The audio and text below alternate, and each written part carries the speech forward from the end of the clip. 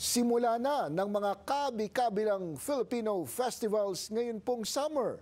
Bay sa Hamilton, Ontario, isang mas pinalaking Taste of Philippines ang ginaganap ngayong weekend. Silipin po natin ang mga pangyayari sa report ni Paula Saraza.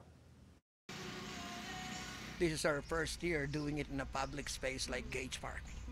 Filipino street food, mga lutong Pinoy. Nakabila kami kasi gusto kami kumain. I want to let him try some Filipino foods that he hasn't tried yet. Like he's getting a grilled lempo and rice, and I'm gonna have pork barbecue, I guess. At dessert na panlaban sa mainit na panahon. Yan ang pinatikim sa mas pinalaking selebrasyon ng Taste of Philippines sa Hamilton. What's your verdict? It's different flavor, but it's good, it's nice. Isang pagkakataon daw ang event para makapagtipon ang lumalaking Filipino community sa syudad. Tapos naman yung duty namin sa trabaho, so free time namin ngayon.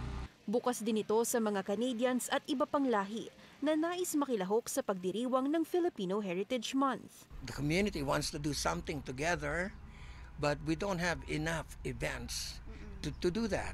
So Taste of Philippines is all about bringing not only the Filipino community together, but the entire community around us too. The mission statement for Taste of Philippines is to offer our culture to the rest of the world. Bukod sa mga pinipilahang pagkain, may mga tindahan ding nagtatampok ng mga produkto mula sa Pilipinas. We're trying to promote yung mga cultural products natin like Filipiniana, barong.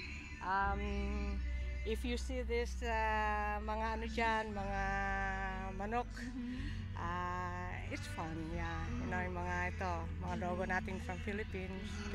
Magpapatuloy ang selebrasyon sa Taste of Philippines. Dala ang mas marami pang performances hanggang bukas, araw ng Linggo. People in Hamilton are ready to really congregate. You just gotta give them a reason to congregate. So I'm nananawagan ako sa kanila ngayon na let's do this because Taste of Philippines is from Hamilton, Ontario. Tahanan daw sa mahigit 10,000 mga Pilipino ang Hamilton, kaya naman asahan na raw na sa mga susunod pang taon, mas malaking selebrasyon ng Taste of Philippines ang ihahatid sa komunidad. Paula Saraza, Omni News, Hamilton.